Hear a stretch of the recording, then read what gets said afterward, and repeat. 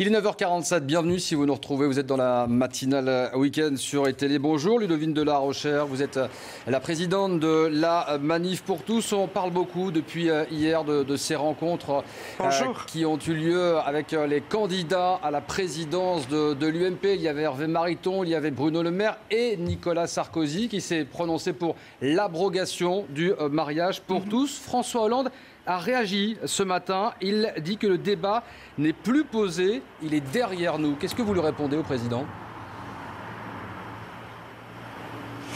Écoutez, François Hollande peut toujours penser ce qu'il veut. Le sujet est véritablement encore et toujours sur la table et il le restera parce que c'est un sujet majeur sur lequel il n'y a pas eu véritablement, à cause du refus de François Hollande, de débat dans la société française. Je veux dire, pas d'états généraux, pas de référendum, rien.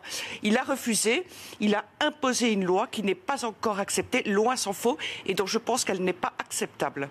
Elle n'est pas acceptable et pourtant 68% des Français favorables à ce mariage pour tous selon ce sondage IFOP pour Atlantico. Et même les sympathisants de droite sont de plus en plus nombreux. Ils étaient 33% il y a 2 ans, ils sont 58% maintenant. Est-ce que vous n'avez pas l'impression de nager à contre-courant ? Alors écoutez, si vous regardez ce même sondage, il est très clair aussi que l'opposition à l'adoption reste très majoritaire. Or, le mariage, c'est la filiation.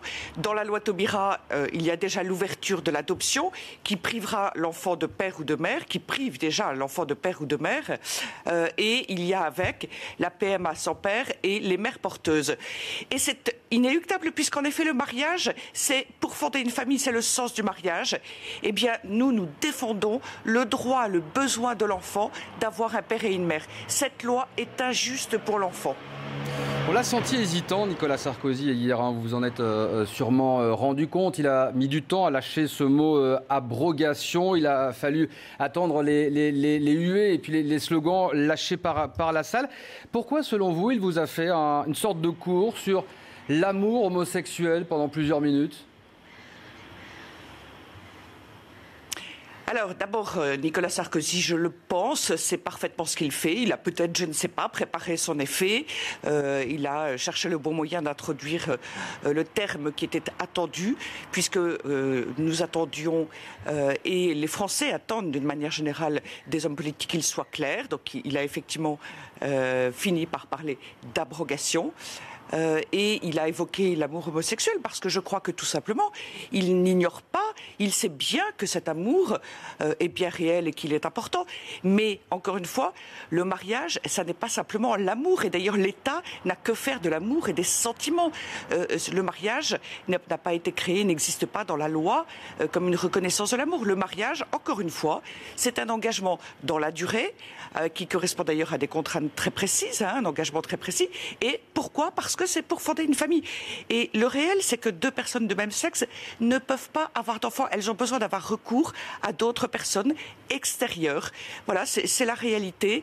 Personne n'y peut rien, c'est ainsi.